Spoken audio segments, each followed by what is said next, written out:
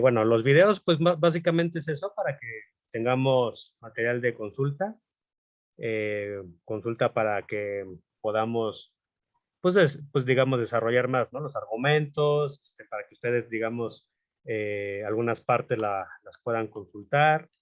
Eh, Me gustaría primero empezar preguntando sobre si hay alguna duda respecto a a las sesiones pasadas, sobre si quisieran platicar de algún tema en particular. Si quieren, ahorita en lo que voy haciendo la recapitulación y vamos haciendo ese proceso de refrescar la memoria, igual vayan pensando ustedes, ¿no? Si quisieran hacer algún comentario, alguna pregunta respecto a los temas pasados. Eh, Recuerden que esta es la sesión número 3. La sesión 1, lo que vimos fue, pues básicamente primero exponer en qué consiste la tarea de hacer filosofía de la ciencia. Eh, Hablamos acerca de el proceso de profesionalización que ha habido en el trabajo de la filosofía de la ciencia, desde, digamos, el trabajo particular del Círculo de Viena. Ya hice una pequeña recapitulación, ¿no? De cómo antes del Círculo de Viena había habido filósofos, científicos, pensadores que habían hecho reflexiones epistemológicas, ontológicas, también, pues, digamos, éticas acerca de la ciencia, ¿no? Pero nunca de forma tan especializada ni tan profesionalizada como ya lo hizo el Círculo de Viena, que es un círculo que reúne todo un trabajo de diferentes filósofos, físicos, biólogos, matemáticos, economistas, en una época en la cual había pues pues mucha inquietud, ¿no? Sobre la sociedad, sobre los procesos históricos que se estaban llevando en ese momento en Europa y en el mundo. El Círculo de Viena, pues este es, digamos, un espacio de reflexión colectiva que se, que se sitúa históricamente, pues en el periodo entre guerras, ¿no? En un momento de muchísima inquietud en torno a las tendencias civilizatorias que había en esa época y pues había, digamos, un proceso en el cual, como ya les había mencionado en las primeras sesiones, pues de confrontación, ¿no? Confrontación eh, que fue subiendo de tono y que, digamos, llevó al desarrollo del fascismo, del nacionalsocialismo en Europa, y posteriormente, pues eso tuvo, digamos, un saldo negativo, violento contra el Círculo de Viena, pues persiguiéndolos y en el caso de Schlick, pues asesinándolo, ¿no? Eh, Vimos cómo en esta época posicionarse en favor de la ciencia no era nada más posicionarse así por una cuestión de preferencia individual, sino que era un posicionamiento político, ¿no? Como lo vimos en los primeros textos, donde defender la ciencia y defender la ilustración y defender la razón y tratar de entender desde un punto de vista científico la realidad en esta época era un posicionamiento político muy claro, ¿no? Sobre todo en una época en la cual pues estaba habiendo un desarrollo muy fuerte de filosofías que autores como Georgi Lukács llaman irracionalistas, ¿no? Posiciones que constantemente criticaban la modernidad, pero también criticaban los fundamentos occidentales, digamos, de una forma de hacer filosofía. También habían críticas a la ciencia, a la idea de progreso. Nietzsche es un autor que en gran medida fue después tergiversado, ¿no? Por los nazis y ese autor pues desarrolló algunas ideas que luego los nazis hicieron suyas, dentro de las cuales estaba la crítica al progreso, estaba también la crítica a la razón, la idea de desconfiar de la razón, eh, y bueno, luego Heidegger, un autor súper importante del siglo XX, pues un autor que estuvo bastante ligado al nacionalsocialismo, pues era alguien que presentaba una forma de hacer filosofía que para el empirismo lógico era el ejemplo de cómo no hacer filosofía, ¿no? Y pues muchas de sus críticas y burlas del empirismo lógico iban hacia Heidegger, ¿no? Pero no era así nada más porque les cayera gordo, ¿no? Sino porque en realidad era en ese momento el filósofo del fascismo, ¿no?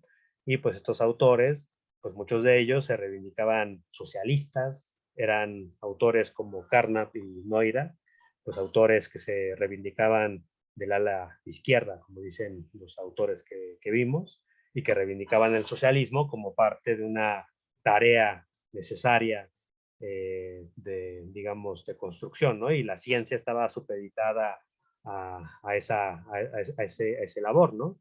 Luego vimos cómo, además de este contexto histórico, donde además había cierto hartazgo de parte de la comunidad de filósofos sobre la metafísica, sobre cómo la metafísica al final llevaba problemas que no eran resolubles y que eran problemas que muchas veces no lograban hacer avanzar el pensamiento, pues más bien se buscó dar un giro, ¿no? En la manera de pensar. Y en ese proceso de pensar diferente, un momento. Voy a apagar el celular porque me distrae. Bueno, en ese proceso de pensar de manera distinta, de manera diferente los problemas filosóficos, pues hay una influencia muy grande de Wittgenstein, que es un autor que brevemente expusimos, su primera obra, el Tractatus Logico Philosophicus, que pues, básicamente lo que trataba de hacer ver era que el problema principal de la filosofía era el lenguaje, ¿no? Y que más que preocuparnos acerca de problemas metafísicos o problemas ontológicos o problemas epistemológicos, como era el caso de Kant, más bien el tema era lo lingüístico, preguntarnos acerca del sentido, si lo que pensamos tiene o no tiene sentido, ¿no? Y pues en esa medida avanzar en una serie de criterios filosóficos sobre la significancia, ¿no? Entonces, en esta época hay una obsesión por muchos filósofos por entender mejor el lenguaje y entenderlo de forma clara, de forma precisa, y para eso, digamos, estaba la herramienta de la lógica, que se estaba desarrollando a finales del siglo XIX, principios del XX, una herramienta que básicamente era para estos autores como la herramienta, ¿no? Para hacer análisis filosófico, de aclaración conceptual. Para estos autores, la tarea filosófica básicamente es aclaración de conceptos y la lógica era una herramienta fundamental para ellos, ¿no? La lógica sobre todo simbólica, ¿no? Que ellos mismos fueron puliendo y fueron desarrollando. Pero al mismo tiempo también estaba la cuestión sobre el tema del empirismo, entendiendo por empirismo un movimiento muy general donde cabían muchos autores, ¿no? Por ejemplo, eh, autores como Hume o autores como Marx. Para estos autores del Círculo de Viena serían parte de un proceso empirista de tomar en serio la evidencia, de tomar en serio los hechos, ¿no? Un autor que fue muy importante y que influyó al Círculo de Viena es Bertrand Russell, que también, digamos, se mencionó brevemente. Les recomiendo mucho ver videos en torno a él, donde, por ejemplo, en uno de los videos le preguntan, ¿qué le dirías a la humanidad si de pronto vieran un video en 2000 años, ¿no? Y él decía, nunca se olviden de los hechos, ¿no? O sea, ante todo, hagamos pensamiento, hagamos reflexión, siempre apegados a los hechos, ¿no?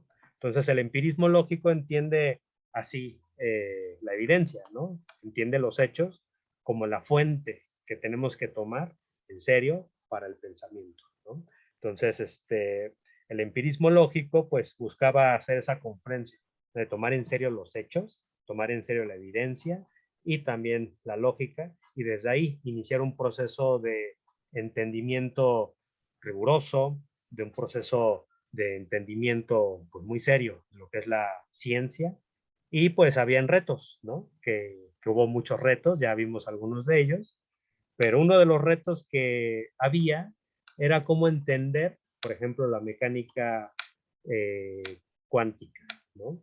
Que también como que en cierto modo representa un reto para nuestras intuiciones tradicionales sobre qué es la causalidad, sobre el tema de el principio de la incertidumbre, o por ejemplo el tema de la teoría general de la relatividad, donde lo que había con Einstein pues fue un cuestionamiento a las lógicas euclidianas, perdón, a las geometrías euclidianas que se tomaban como la herramienta indubitable, certera, para representar el espacio.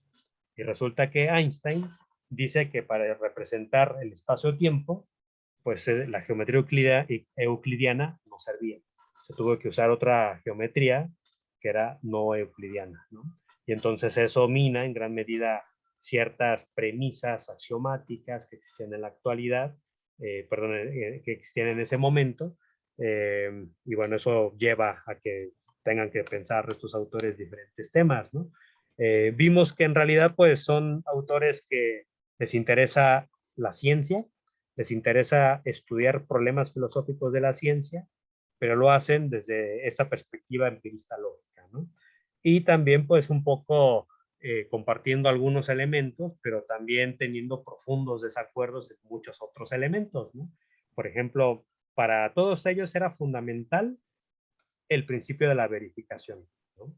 La verificación se entendía como la posibilidad de verificar nuestras hipótesis, nuestras leyes, nuestras teorías, ¿no? Y si no eran teorías que pudieran tener verificación, eran teorías que carecían de sentido, ¿no? Pero ahora, ¿qué es lo que fundamenta la verificación o qué verifica a la verificación? Pues es un problema pues, importante que estos autores los llevó a diferentes discusiones, incluso sobre cómo entender la noción misma de verdad, ¿no? Vimos cómo, por ejemplo, Carnap en un primer momento tiene la idea de que la noción de verdad se puede atribuir a enunciados atómicos, del mismo modo en que lo pensaba Russell y lo pensaba también Schlick. Carnap lo pensaba en un primer momento, pero posteriormente Neurath hace una crítica a ese principio, a ese atomismo, tratando de entender los enunciados protocolares como enunciados intersubjetivos, enunciados que son producto, digamos, de todo un complejo social y además, pues, donde el significado depende de un sistema semántico, ¿no? Entonces, la noción de verdad no es algo que sea suficiente predicarlo respecto a un enunciado aislado, atómico, ¿no? Sino que más bien se requiere de todo un sistema de enunciados que le den coherencia a ese enunciado particular en el todo, ¿no?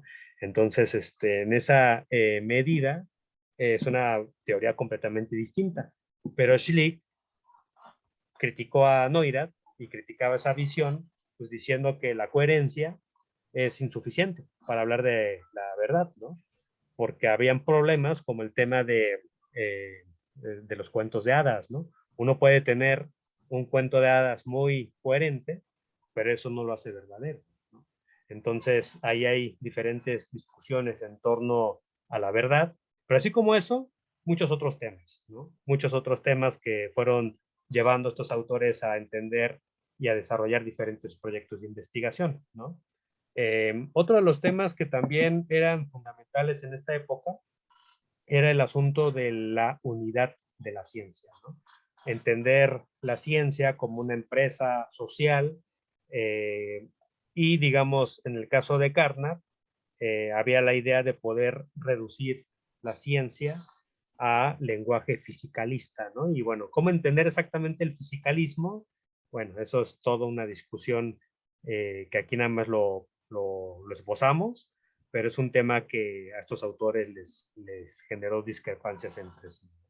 El tema del fisicalismo y el tema también sobre la unidad de la ciencia, en el sentido de que Carnap, perdón, en el que Neurath, más que defender una posición reduccionista de la unidad de la ciencia, donde las leyes de la sociedad se reducían a leyes de la psicología y estas a su vez se reducían a la biología y estas a su vez se reducían a la bioquímica y estas a su vez a la física, digamos, en lugar de tener esa perspectiva piramidal, más bien tenía una perspectiva de colaboración, donde más bien la propia interacción de los científicos iba a hacer emerger eventualmente un lenguaje común entre todos ellos, ¿no?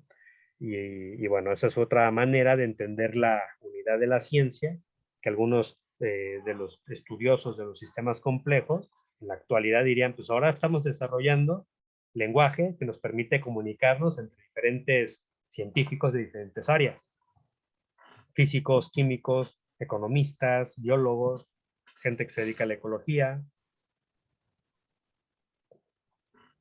Y bueno, sobre eso hay muchos temas, ¿no? Pero digamos, lo que a mí me parece importante hacer ver en sesiones pasadas es que el empirismo lógico es mejor llamarle empirismo que positivismo, porque la palabra positivista a veces es un poco complicada y a veces se usa más como insulto y pierde muchas veces la capacidad analítica. Entonces, digamos, empirismo recoge mejor lo que querían decir estos autores, aunque lo que hay en común con el positivismo es entender la historia como un desarrollo, digamos, de cambios de actitud filosófica, ¿no? Y pues bueno, el empirismo lógico es un movimiento filosófico que no estaba del todo unificado, ¿no? Y que había heterogeneidad entre sí. Y esa heterogeneidad pues hizo que fuera un círculo muy rico, ¿no? Que fuera un espacio muy interesante y que a su vez tuvo pues, un auge importante y que atrajo a las mejores mentes de su época, ¿no? Desde el propio Wittgenstein, que luego ya renegó de sus alumnos, o de sus seguidores, mejor dicho, pero también gente como Gödel estuvo presente en ese círculo, también gente como Quine y muchos otros, ¿no? Popper también tuvo sus vinculaciones también, aunque no fue, digamos, abiertamente de ese círculo. Luego, después de que se da el proceso de persecución de los nazis, el Círculo de Viena se exilia y se va a diferentes partes de Europa y de Estados Unidos, ¿no? Y ya en el proceso en el cual se van adaptando a sus nuevas realidades, particularmente ya marcado por la Guerra Fría, hay un proceso de despolitización del empirismo lógico, ¿no? Yo les hablaba de este libro, de un autor, un historiador de la ciencia, que hablaba sobre cómo a Carnap pues, lo condicionaron para hacer, digamos, clases solo de lógica y de cosas muy técnicas, y toda la ideología dejarla fuera, ¿no?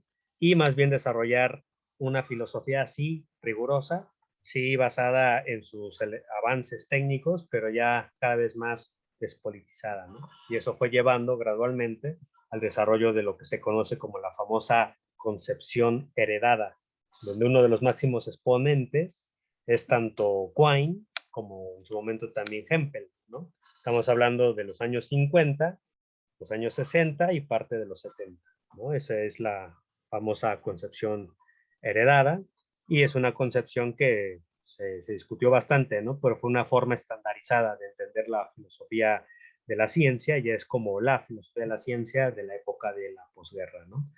Eh, y bueno, dentro de las discusiones que había, justamente estaba este tema de, bueno, entonces si la verificación tiene tantos problemas, porque ¿cómo verificamos la propia verificación sin incurrir en un problema metafísico, que era el que Neurath había hecho ver, porque hacer enunciados, digamos, sobre el mundo, pues no era nada más dar cuenta de cómo nosotros hacemos enunciados observacionales y ya, ¿no?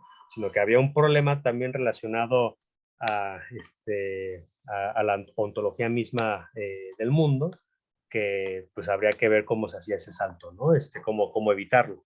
Y pues más bien Esto fue llevando a discusiones diversas, ¿no? Y es aquí donde entra Karl Popper, que es un autor que seguramente ustedes conocen. Karl Popper, pues es un filósofo austriaco de 1902 a 1994. Es un autor muy prolífico, escribió muchísimas obras. Ya no les puedo poner aquí las fechas exactas de las obras aquí principales, porque se fue la luz. Pero bueno, el tema que me parece importante decir era que su obra, que es la que marca, digamos, el desarrollo de la filosofía de la ciencia de él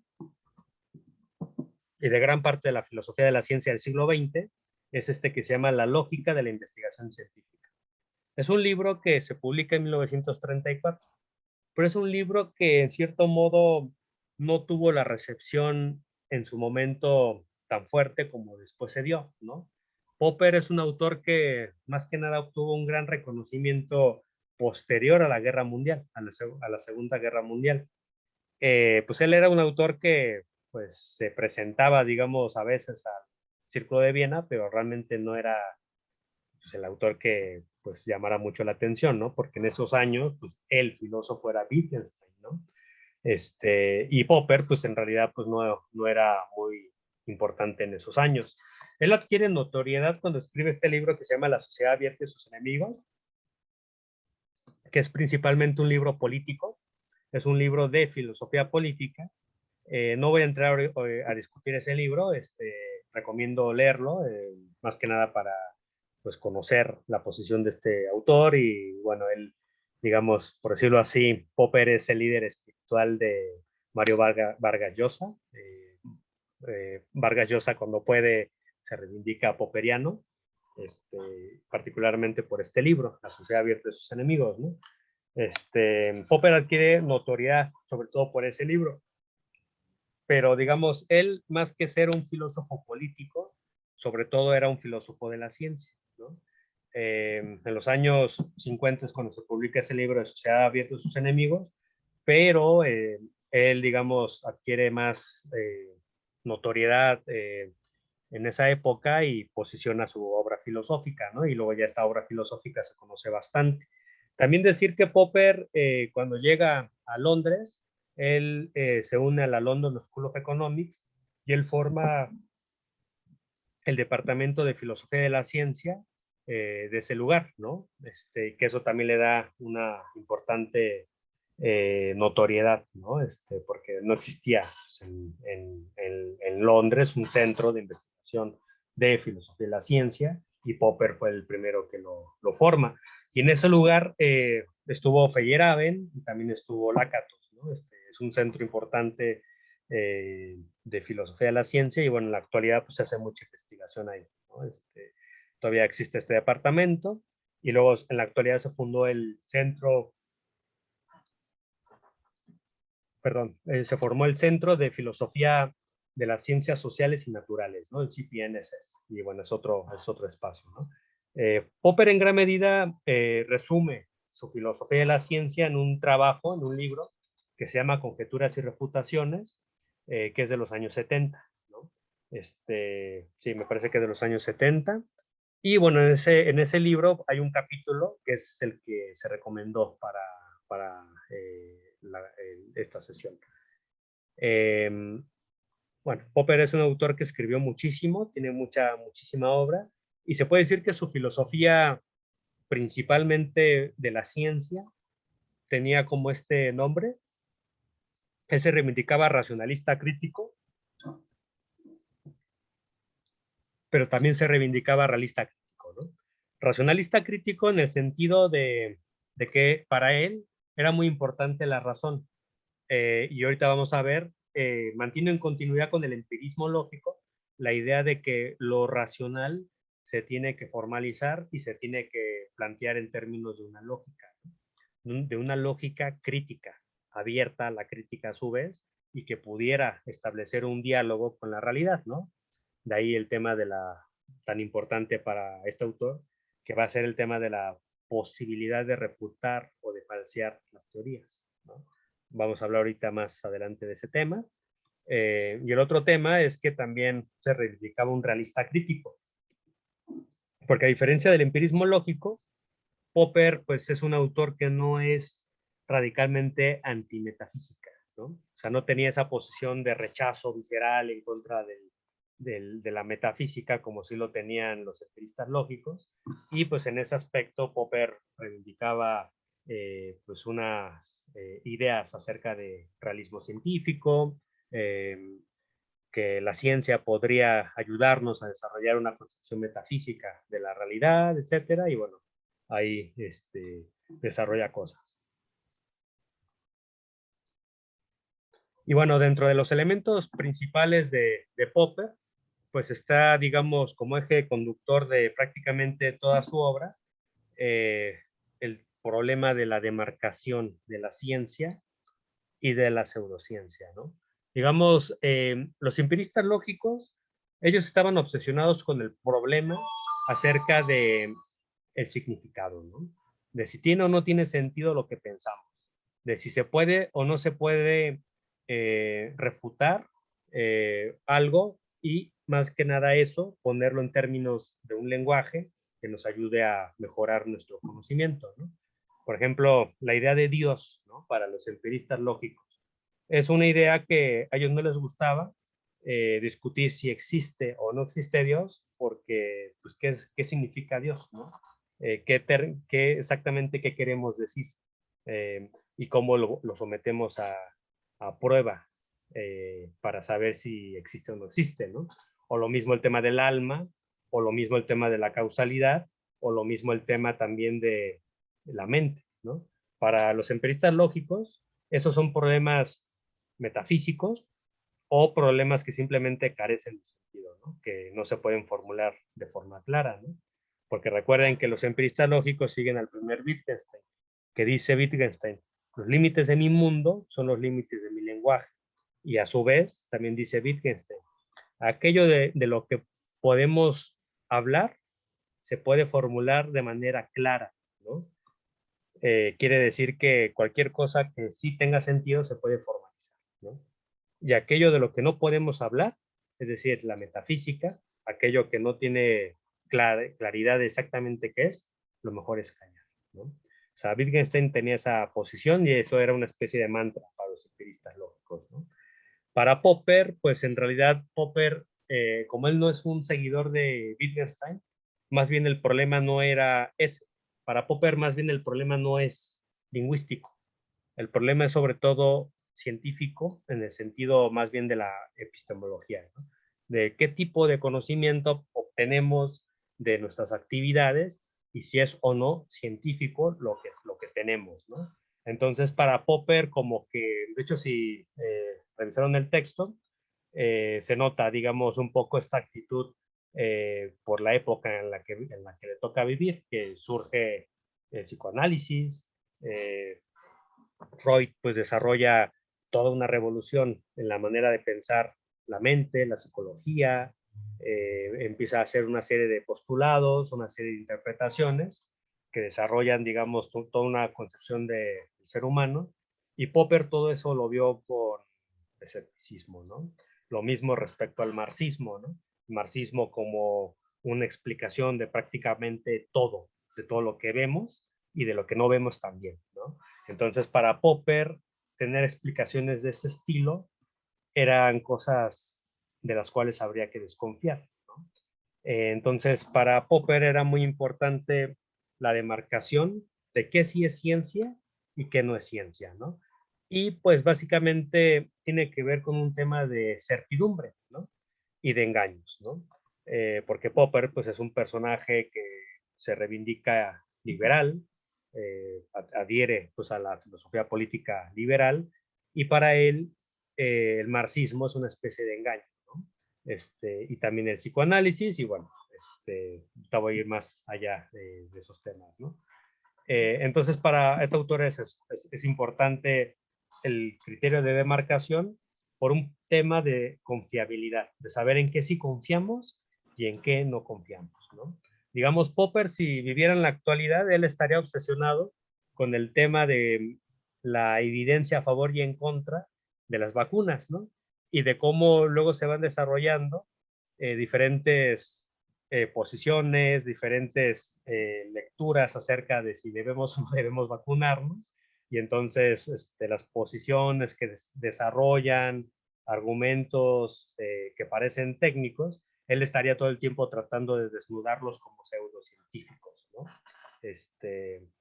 Y pues el criterio que tenía él para desarrollar esa visión de qué es ciencia y qué no es ciencia, es el de la refutabilidad, ¿no?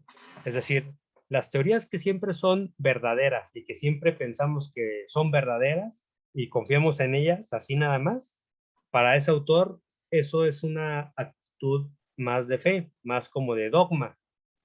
No sería parte de una actividad científica.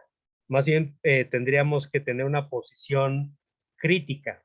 Y una posición crítica sería asumir que todas las teorías pueden ser falsas, pueden ser falseadas. Puede demostrarse que está mal lo que dicen y por lo tanto se les puede refutar, ¿no?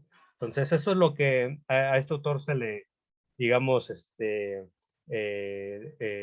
plantea como una posibilidad para poder demarcar lo que es la ciencia y la pseudociencia, la posibilidad de la refutación, ¿no? Por eso habla de la falsación o la refutabilidad, ¿no? Que luego parece que hay un cambio de terminología, porque sobre todo en la primera obra él habla más que nada de falseación, ¿no? De enunciados falseados y de poder falsear. Después ya se usa la palabra de refutabilidad, ¿no? De enunciados que se pueden refutar, ¿no? Pero básicamente lo que él quiere decir es que eh, se pueden hacer predicciones que podamos someter a prueba empírica y que esa prueba empírica tenga el papel tan fuerte de poder, digamos, echar atrás toda una visión, ¿no? Entonces, básicamente, para Popper, la ciencia tiene una lógica, ¿no? Y para este autor, esa lógica básicamente sería siguiendo los silogismos y en particular, pues el tema, aquí ya no lo pude corroborar exactamente, si es modus tollens o pollens, justamente por el tema que se fue a la luz. Pero bueno, el tema principal es si P, entonces Q, no Q, entonces no P, ¿no? Digamos, ese es el tema principal. Si tenemos una hipótesis y la hipótesis nos dice que ocurrirá tal hecho, o hacemos un experimento, o tenemos una situación que nos permite someter a prueba empírica la hipótesis, y no ocurre ese hecho, entonces significa que pues la premisa era falsa, ¿no? Entonces, digamos, para Popper eso es como lo básico de la ciencia. Esa es como la lógica. Y entonces, digamos, él diría, pues, por ejemplo, el psicoanálisis, ¿no? Él diría, el psicoanálisis, pues, es una teoría que puede, en efecto, tener premisas, no sabemos si son o no verdaderas, pero, pues, hay conclusiones, y el problema está en que siempre se va a verificar que, en efecto, alguien tuvo un problema por el complejo de Edipo, ¿no? O un trauma relacionado eh, a algún complejo, ¿no? Que Freud pues planteaba, ¿no? Entonces, siempre los complejos van a poder servirnos para explicar cualquier cosa, ¿no? Y nunca se van a poder refutar. Entonces, el hecho de atribuirles esa capacidad explicativa y nunca poder hacer una prueba que en efecto corrobore que el complejo es o no verdadero, eso ya sería anticientífico, según Popper, ¿no? Pero el problema está en que se nos presenta como si eso fuese la ciencia, ¿no? Y entonces Popper pues dice, pues hay que criticar el psicoanálisis porque está, igual que el marxismo, en el mismo nivel que la astrología. Es decir, nunca fallan, siempre hacen, ¿cómo se llama? Explicaciones que se pueden usar para darle sentido a lo que vemos, etcétera, pero nunca se van a poder refutar, ¿no? Y por ejemplo, en el caso del marxismo, ¿no? En el texto se menciona cómo el tema de la noción de ideología siempre nos va a servir para poder entender por qué alguien escribe lo que escribe y por qué no escribe lo que debió haber escrito, ¿no? Incluso para lo que no está en los medios de comunicación, siempre vamos a tener pues esa, ¿cómo se llama? posibilidad de interpretar, ¿no? Y para Popper, pues eso sería anticientífico, porque en realidad, pues, ¿cuál sería el estatus epistemológico de una noción como ideología si no se puede someter esa noción a una prueba empírica, ¿no? Entonces, y lo mismo pasa con los signos zodiacales, ¿no? Siempre, pues, podemos inventarnos alguna perspectiva, etcétera, y decir, ah, mira, pues, con razón, ¿no? Tal persona es del signo Leo y con razón es un engreído, ¿no? O X o Y, ¿no? Entonces, digamos, esa forma de proceder para Popper es anticientífica, ¿no? Lo científico sería más bien tener la idea de que la hipótesis se puede equivocar y preocuparnos más que nada por el error, ¿no? O sea, Popper es un autor que le va a interesar el error, le va a interesar la posibilidad de equivocarse. Y si nos podemos equivocar, mejor, porque eso prueba que lo que estamos haciendo es científico, ¿no? Entonces, en esa medida, para este autor, pues el ejemplo paradigmático que en su momento le pareció importante y también en el texto lo menciona, era el caso de la astronomía, ¿no? de Einstein. Cuando este autor hablaba acerca de cómo la fuerza de gravedad puede distorsionar el espacio-tiempo, ¿no? Y cómo el espacio, esa distorsión del espacio-tiempo, a su vez puede afectar la trayectoria de la luz, ¿no?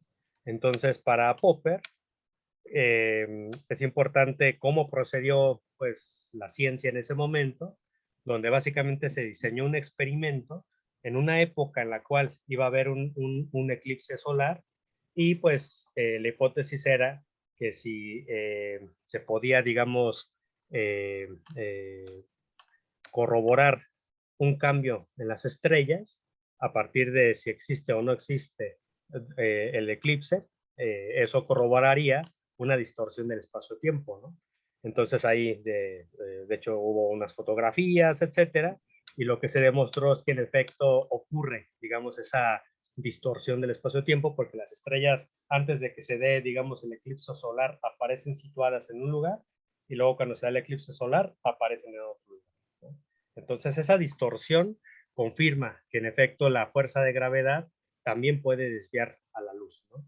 Y entonces eso, pues en gran medida corroboró la hipótesis de Einstein, ¿no? Digamos, aquí estoy siendo muy esquemático, no estoy yendo a problemas técnicos, acá pues los que estudiaron física, esto lo pueden saber mucho mejor que yo, pero digamos, la idea de Popper es esa, que se puso en juego una hipótesis, que se puso en juego una teoría, y que poner en juego es donde está, digamos, la carnita de la ciencia, ¿no? Que es ahí donde podemos distinguir lo que realmente es un procedimiento científico de aquel procedimiento que es pseudocientífico, ¿no?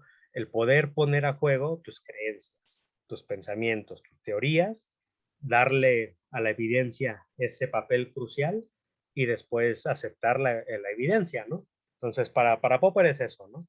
Eso es importante. En ese aspecto, él también sigue siendo un empirista, porque le da mucha importancia a los hechos, pero no en el mismo sentido en que lo harían los empiristas lógicos, ¿no? Porque Popper pondría énfasis sobre todo en la posibilidad de equivocarse. Los empiristas lógicos, ese tema no aparece en sus trabajos, porque para ellos el problema principal era el significado y la verificación como un problema como un problema de criterio de significado, ¿no? Popper, pues en sus trabajos dice que él no estaba interesado en abordar y en desarrollar el principio de la refutación, de la falseación, como un criterio de significación, y que eso hizo que los empiristas lógicos a él no lo entendieran, ¿no? O al menos eso es lo que él escribe en sus trabajos, pero básicamente porque Popper no está interesado en un problema lingüístico, él estaba interesado en un problema epistemológico, ¿no? Y bueno, para Popper, las hipótesis nunca se van a poder verificar, ¿no? Nunca se van a verificar completamente, ¿no? Lo único que podemos hacer es decir que en ciertas condiciones una hipótesis no fue refutada. Es lo único que podemos decir. De ahí no podemos decir que la hipótesis ya está verificada. Entonces, para Popper, pues lo importante va a ser siempre poner énfasis en el carácter siempre abierto de la posibilidad de refutar, ¿no? Y a su vez dejar abiertas las posibilidades para que luego surjan otros experimentos, otros marcos teóricos que puedan refutar una hipótesis, ¿no? Entonces, lo que diría Popper es que la hipótesis se mantiene porque no fue refutada, pero eso no la hace verdadera, ¿no? Simplemente no la hace falsa. Y al no hacerla falsa, la hace robusta, la hace fuerte, la hace confiable, ¿no? Pero siempre hay que estar abiertos a que se puede refutar. Entonces, esto hace que Popper tenga una manera de ver, digamos, la actitud de la ciencia como una actitud crítica, como una actitud siempre eh, orientada a poner en crisis las teorías, las hipótesis y poder ser escépticos, ¿no? Respecto a las teorías, ¿no? Porque más que preocuparnos por la verdad, hay que preocuparnos porque las teorías puedan ser refutadas, ¿no? Y desarrollar constantemente experimentos, cosas que pongan retos, digamos, a nuestro marco teórico para hacerlo avanzar, ¿no? Entonces, eso es lo que diría Popper, ¿no? Para Popper, esto es el criterio normativo de la ciencia. La ciencia tiene que buscar evidencia que vaya en contra de sus propias teorías o que pueda refutar su propia teoría para que, si se refuta, pues digamos descartarla, ¿no? Y si no se refuta, pues se retiene, pero se retiene en lo que se encuentra una teoría superior, ¿no? Para Popper es eso, es importante hacer diferentes experimentos, diferentes, digamos, trabajo de investigación empírica para poder refutar una hipótesis, ¿no? Y es lo que les comentaba para el tema de la verificación, pues para Popper eso no es importante, más bien siempre es importante que la teoría se pueda falsear. Eh, y esto hace que su filosofía esté sobre todo centrada al tema de lo que se llamaba en ese momento el contexto de justificación, ¿no? Que es un criterio para también, digamos, distinguir lo que sería el trabajo propiamente filosófico del trabajo que haría un historiador de la ciencia, o un psicólogo de la ciencia, o un sociólogo de la ciencia, ¿no? Los sociólogos, los psicólogos, los antropólogos de la ciencia, lo que harían en la visión de Popper y del empirismo lógico, sería preguntarnos cómo descubrieron cosas, cómo se les ocurrió, digamos, ciertas conjeturas, ¿no? Y ese tema de la creatividad, pues es un tema que deberían de abordar los psicólogos, ¿no? Cómo se nos ocurren las teorías, no sé, cómo a Einstein se le ocurrió presentar pues un modelo sobre el espacio-tiempo apelando a la geometría euclidiana, ¿no? O cómo a Kepler se le ocurrió presentar las órbitas de los planetas siguiendo elipses, ¿no? O cómo a los economistas se les ocurrió representar como metáfora al dinero como si fuese un líquido, ¿no? Digamos, esas serían tareas que harían los historiadores, que harían los psicólogos, y el filósofo más bien le interesa, en la visión de estos autores, explicar el contexto de justificación. ¿Qué es lo que nos justifica o les justifica a los científicos creer en sus propias teorías?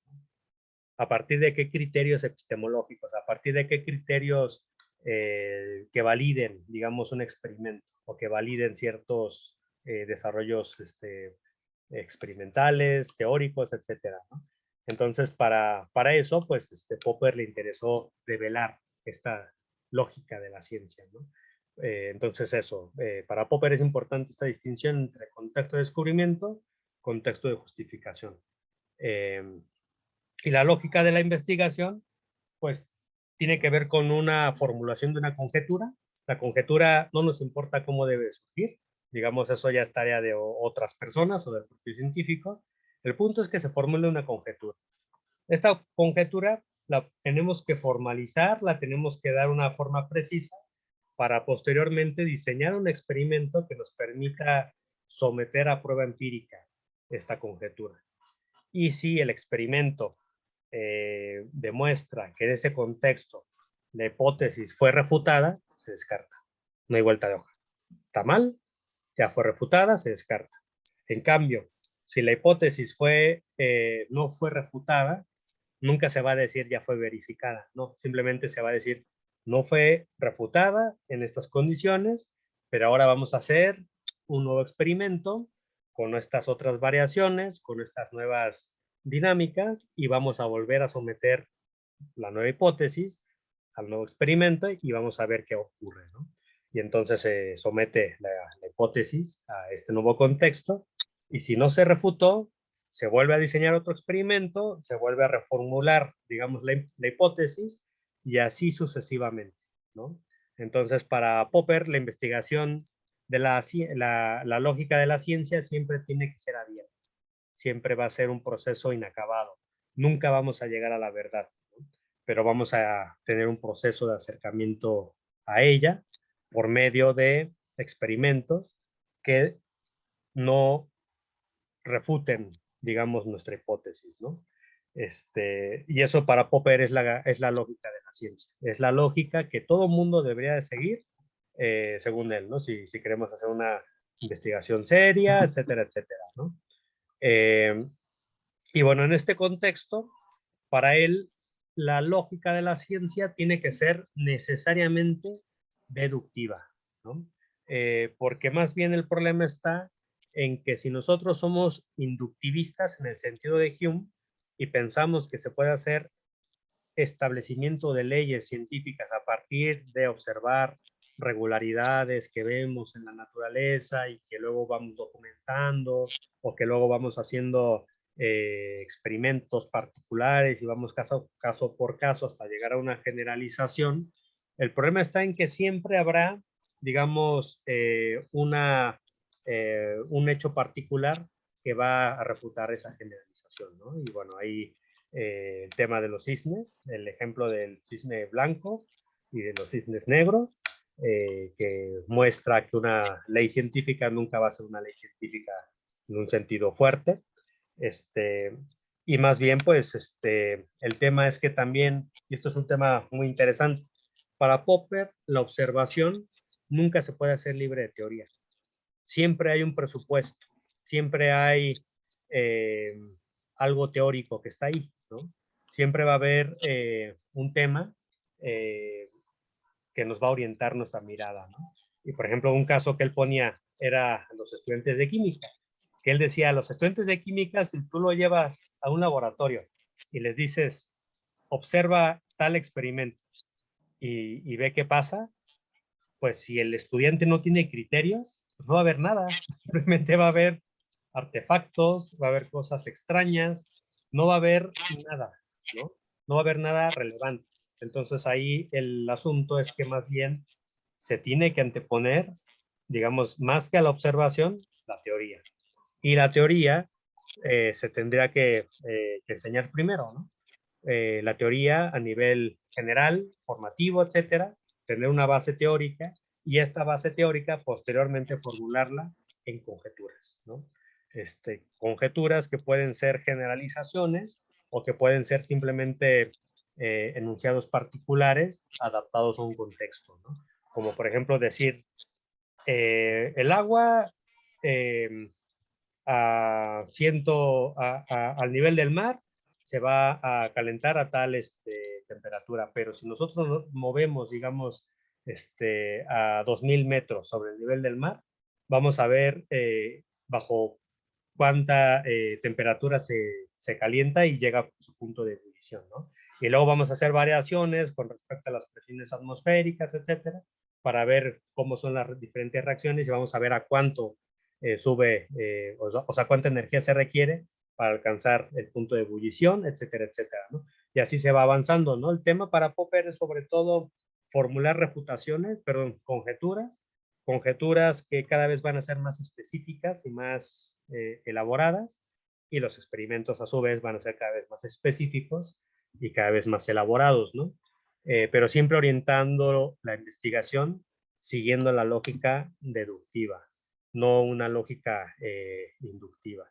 Entonces, por eso para este autor, pues, bueno, se le señala como un deductivista, ¿no? Digamos, en ese sentido, Popper no podría ser llamado, como ya lo mencionaba, un empirista lógico que adhiera, digamos, al Círculo de Viena, porque definitivamente su manera de entender la filosofía de la ciencia es bastante distinta a como lo entendía Carnap y a como lo entendía Neurath, sobre todo porque él está muy alejado de Wittgenstein.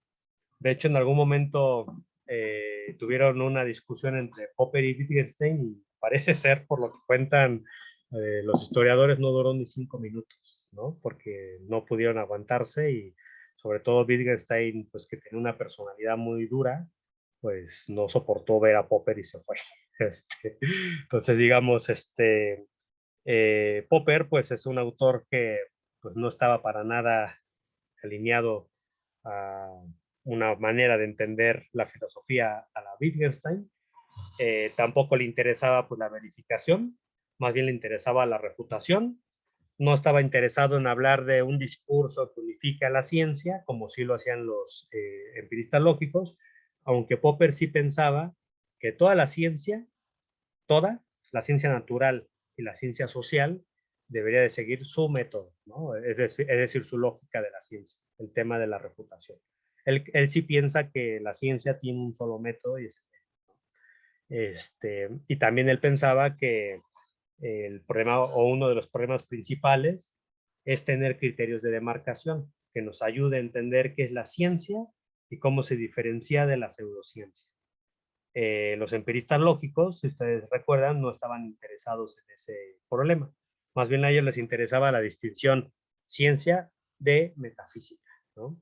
Y en el caso de Popper, no era un autor que criticara duramente a los metafísicos, ¿no? Era un autor que, pues, la metafísica no le preocupaba demasiado. Pero hay elementos comunes, ¿no? Por eso algunos autores los ponen, yo me incluyo entre ellos, un poquito en el mismo saco, en el sentido de que entienden la filosofía de la ciencia como una actividad orientada al análisis lógico de las teorías, sobre todo en lo que se conoce como concepción sintáctica, donde lo que importa es la sintaxis, ¿no? Y el tema de la reconstrucción de teorías a partir de análisis lógicos, ¿no? Y las teorías se entienden como unidades semánticas de enunciados que pueden ser falsos o verdaderos, ¿no? Y esta, digamos, carácter verdadero o falso de enunciados que están además lógicamente relacionados entre sí, es lo principal, para estos autores es como la materia prima a partir de la cual se hace filosofía, ¿no? Y Popper estaba igual que el empirismo lógico en ese tema. Hay otras formas luego de entender la filosofía de la ciencia que ya no se va a centrar en estudiar teorías, sino modelos, y los modelos no necesariamente tienen valor de verdad, que sean verdaderos o falsos, ¿no? Eso sobre todo es lo que se conoce como la concepción semántica de la ciencia, ya no sintáctica, sino semántica, y el problema para esos autores es el de la representación. ¿Cómo representamos el mundo a partir de nuestras teorías, ¿no? Y bueno, ya después de ese enfoque, del enfoque semántico, vienen las concepciones más pragmáticas, y lo vamos a ver sobre todo con Kuhn, Lakatos y Feyerabend. La idea principal es entender la ciencia como una actividad social, como una actividad práctica, es decir, la práctica científica, ¿no?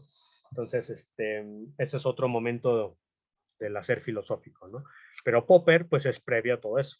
Popper sigue siendo en ese aspecto un teórico que analiza desde un enfoque sintáctico, ¿no? Y sigue asumiendo en esa medida la distinción del contexto de descubrimiento, contexto de justificación, donde la filosofía de la ciencia solo se tiene que dedicar a estudiar el contexto de la justificación. Y digamos un elemento que hizo que se le llamara constantemente neopositivista es el tema de que para Popper la ciencia tiene que ser una actividad esencialmente objetiva, ¿no? Hay unos autores que mencionan que para Popper siempre hay un proceso de negación del sujeto, ¿no? En la investigación científica, ¿no? Y más bien se centra sobre todo en la idea de estudiar no a sujetos, sino más bien pues una lógica despersonalizada, no situada, que además se plantea como universal, ¿no? Y entonces también hay problemas para desde ahí entender el pluralismo, ¿no? Pero bueno, poco eh, eso es lo que puede haber, ¿no? En común, ¿no? La idea de tener una ciencia totalmente objetiva, digamos, Popper podría ir en esa dirección, y él defendía un enfoque que luego se conoce como realismo científico.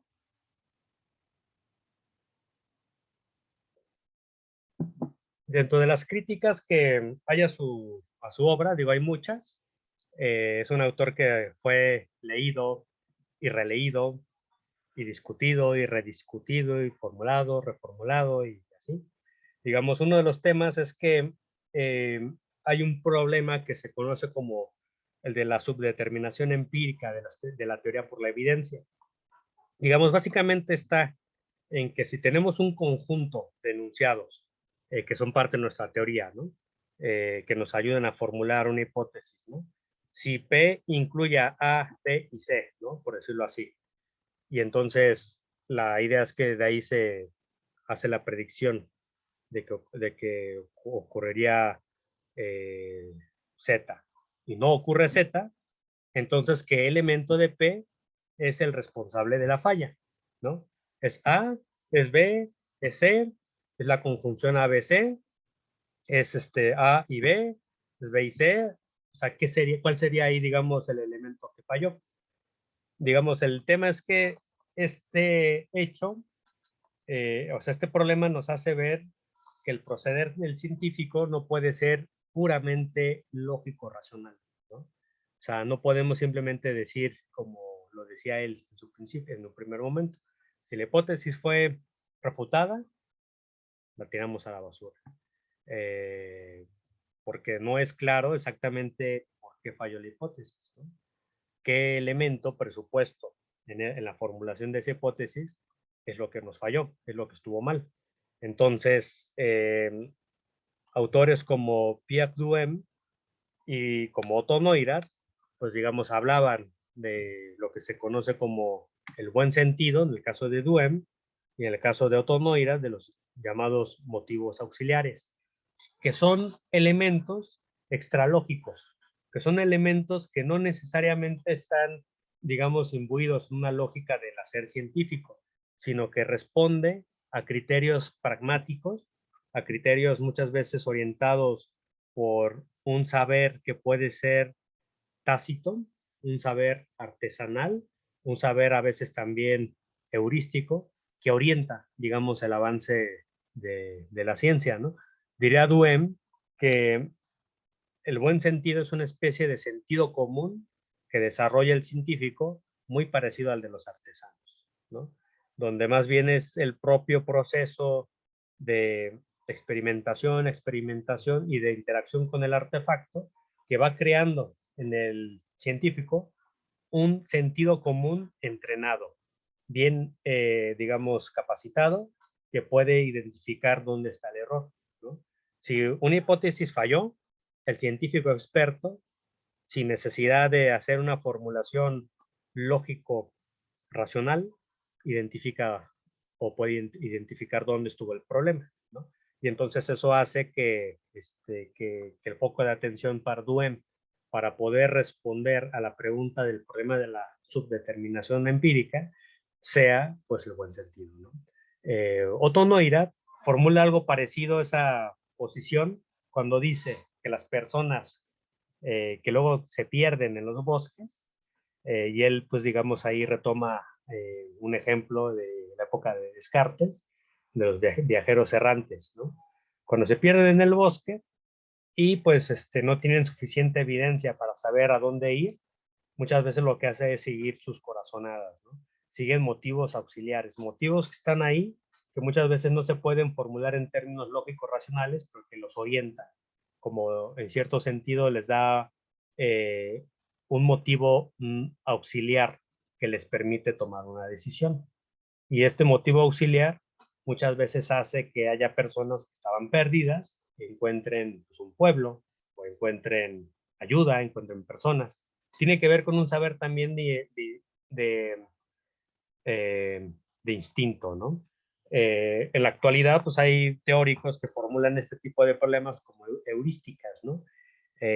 Hay autores en Alemania, como Gerd Gigerenzer, que habla de las heurísticas como good feelings, que serían buenos presentimientos, ¿no? Cuando dice uno, no sé, pero me late que es por ahí, digamos, ya eso te ayuda a tomar una decisión, ¿no?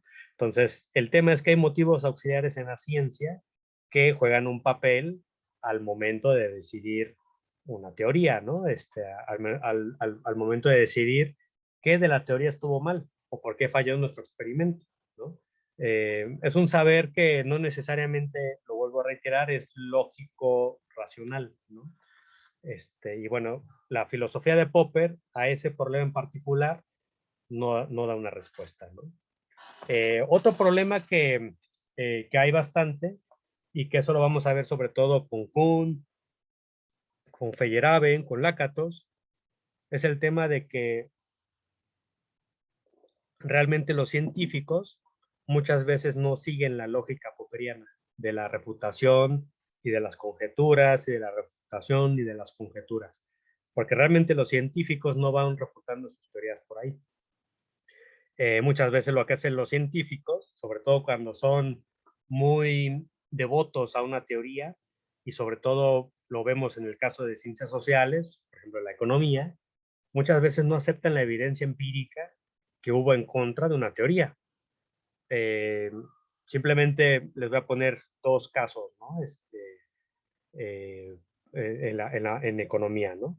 Por ejemplo, cuando pasó en los años 70 el fenómeno de la estanflación, que era un fenómeno donde hay estancamiento económico con inflación, donde, digamos, los marcos teóricos de la época, que eran marcos teóricos keynesianos, dicen que en realidad eh, la inflación y el desempleo son dos fenómenos excluyentes entre sí, o sea, no puede haber inflación y desempleo a la vez, porque la actividad económica, cuando es mucha, eso es lo que va como aceitando las posibilidades para que haya posterior inflación, pero si no hay actividad económica y a su vez hay crecimiento de precios, pues eso es como, desde el punto de vista keynesiano, es raro.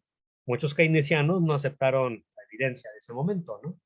Y pues, pues no había necesidad tampoco de hacerlo, porque también el tema era que, pues, no necesariamente digamos, un experimento refuta toda una teoría, sino que más bien, en un contexto específico, puede que la teoría no dé una respuesta convincente, pero eso no invalida para todos los otros casos la propia teoría, ¿no? Y, por ejemplo, otro caso que a mí me ha tocado trabajarlo bastante es el de la economía del comportamiento y la economía experimental, donde lo que ocurre es que se formulan constantemente experimentos donde se demuestra que las personas no son tan racionales como lo plantea el Homo economicus, ni tampoco son tan individualistas como lo plantea el modelo neoclásico de elección racional, ¿no? Está el famoso experimento del ultimátum, del ultimátum, donde una persona, digamos, se le da una dotación de dinero y se le dice a la otra persona, bueno, se le dice a esa primera persona, a la gente 1, se le da una cantidad de dinero y se le dice, tienes que repartir esta cantidad entre tú y el agente 2. Y si el agente 2 acepta, los dos se quedan con la cantidad que tú les estás proponiendo, ¿no? Pero si el agente 2 decide que no, los dos se quedan sin nada, ¿no? Y entonces el agente 1 propone al agente 2 una posibilidad, ¿no? El tema es que, por ejemplo, cuando son personas anónimas, usualmente ocurre que la gente uno trata de presentar opciones como muy gandallas, ¿no? Así como de yo me quedo con el 80% o 90% y tú con un 10%, ¿no? O menos cantidad que eso, ¿no? Pero cuando tú incorporas la variable, que los pones a dialogar entre sí y que hablen unos 10, 15 minutos y se caigan bien, y después haces el experimento, resulta que el agente uno siente hasta raro ofrecer cantidades muy gandallas a la gente 2, sobre todo si lo conoce, ¿no?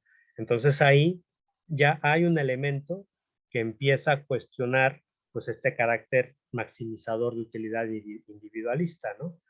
Hay un elemento ahí que está presente, ¿no? Y luego hay otro elemento, por ejemplo, cuando la gente 2 prefiere muchas veces castigar a la gente 1 rechazando la oferta, que aceptando la cantidad, lo cual también va en contra de la teoría de elección racional que diría cualquier cantidad por encima de cero se consideraría buena. Pero hay un elemento como de visceralidad, de emotividad, que juega un papel en el agente 2 cuando siente que se distribuyen cantidades de manera injusta. Y luego cuando se hacen variaciones con población que, por ejemplo, está situada en países con una cultura igualitaria y en países donde hay muchísima desigualdad, cambia también bastante, digamos, la percepción, ¿no? Y las reacciones de los agentes, ¿no? Digamos, estos experimentos lo que muestran es que en esas condiciones muy particulares, la teoría neoclásica falla, ¿no?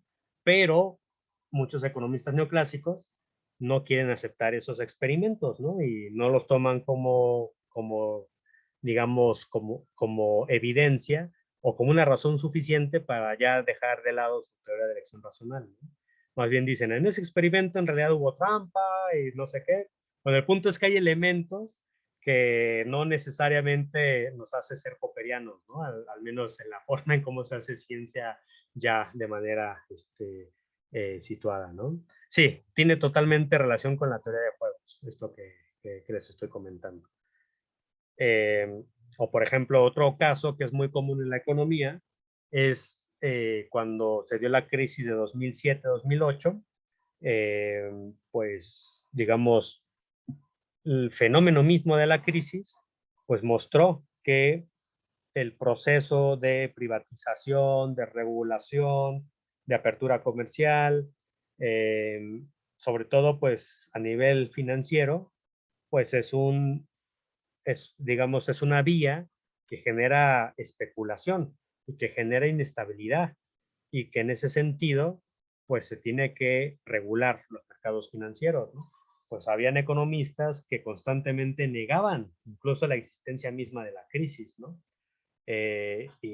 Pues decían que no, porque, pues bueno, se desarrollaban sus argumentos, ¿no? O sea, el punto es que no todos los científicos son popperianos, ¿no?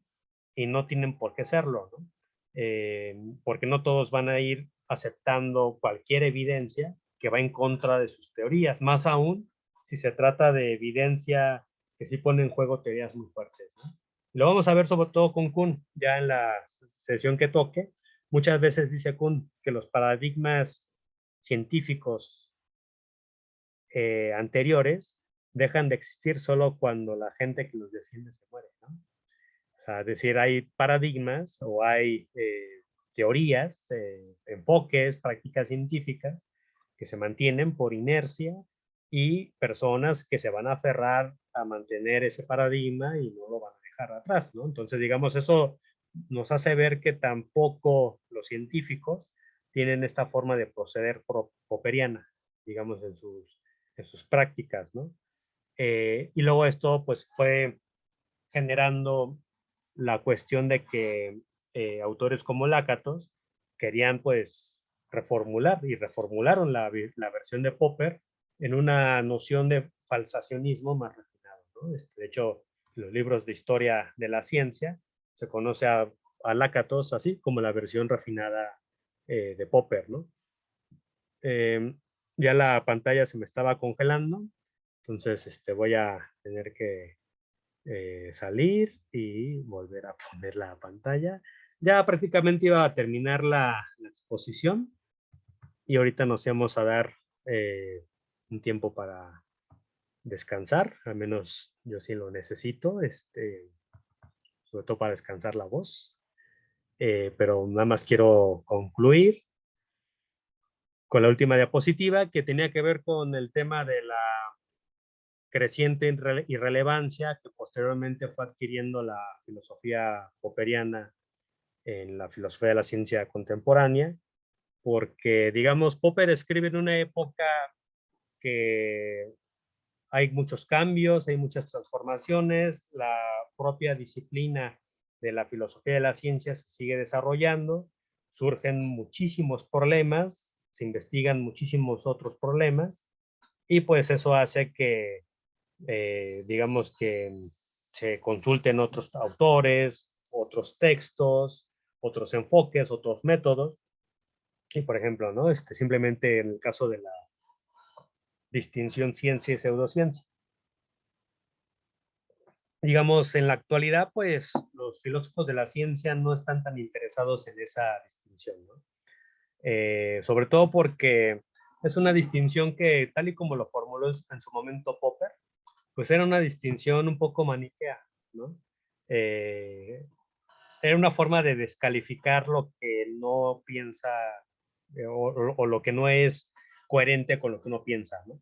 Y entonces decir, pues yo soy científico y tú eres pseudocientífico, pues imagínense cómo lo va a tomar la otra persona, ¿no? La persona nombrada pseudocientífico, pues evidentemente se va a indignar y va a decir que no. Y entonces, en realidad, esta distinción de ciencia, pseudociencia, ya en contextos especializados, pues realmente resulta ser poco afortunada, ¿no? O sea, yo no me imagino decirle, o sea, que Popper le diga, de hecho, no se lo dijo, ¿no? A la escuela de Frankfurt, que de hecho hubo un debate, se juntaron en los años 70. Es un debate que generó muchas expectativas y muchas desilusiones, porque eran teorías completamente distintas. La escuela de Frankfurt, Adorno, Horkheimer, Habermas, por otro lado Popper y sus seguidores, y se juntaron y iban a tener un debate sobre la cientificidad de las ciencias sociales, ¿no? Y entonces, pues pensaban que iba a haber un agarrón de esos épicos, y la realidad cuando pusieron a Popper y a Adorno a debatir fue como que muy decepcionante, porque no se agarraron y pues, o sea, digamos, o sea, yo no me imaginaría a Popper acusando en ese momento a Lacazette, es que ustedes hacen pseudociencia, ¿no? No lo hizo, ¿no? Y al final, pues también es porque no es una cosa muy seria, ¿no? Hacer esas distinciones así. Eh, Criticar al psicoanálisis como pseudocientífico, pues eso tampoco me parece muy fructífero.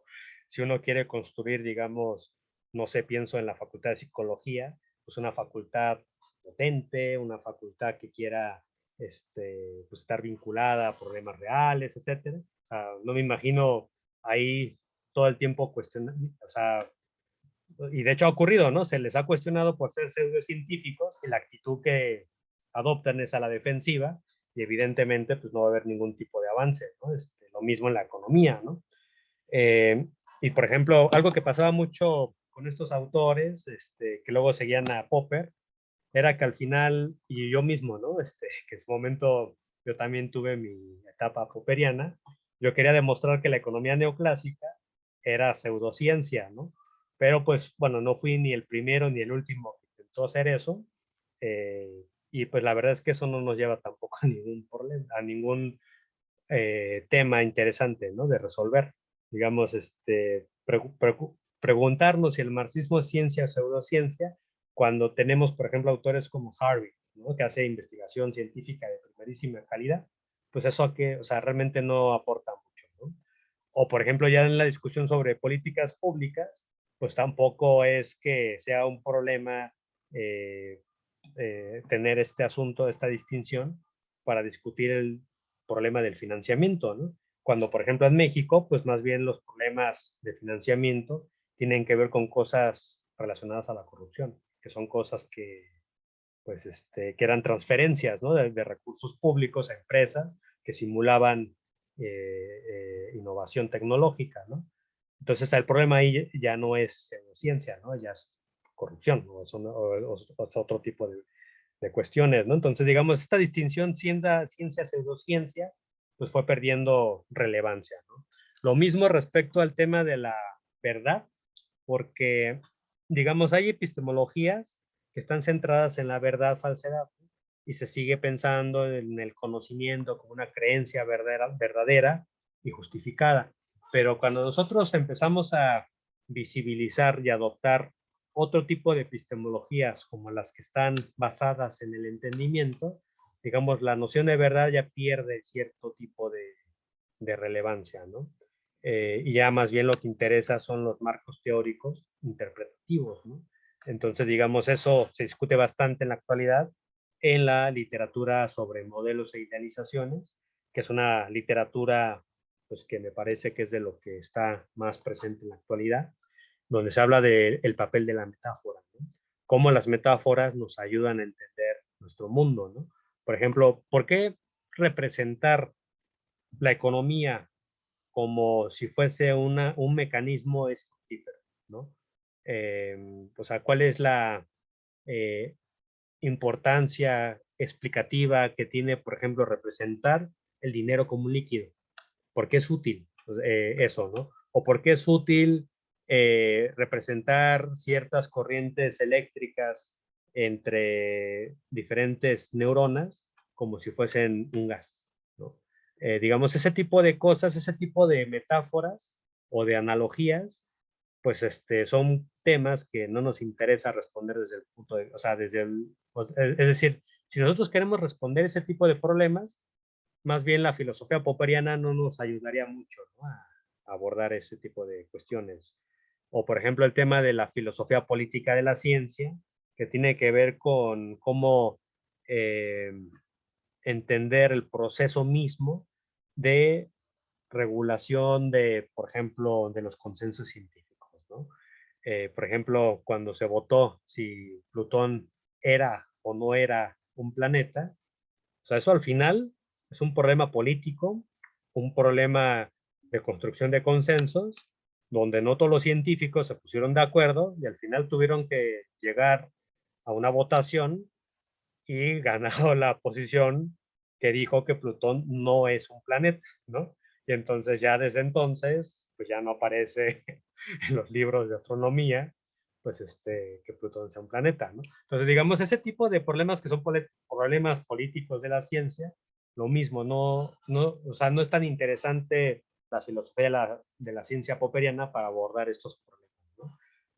Y bueno, sería básicamente lo que preparé para la sesión de hoy. Este,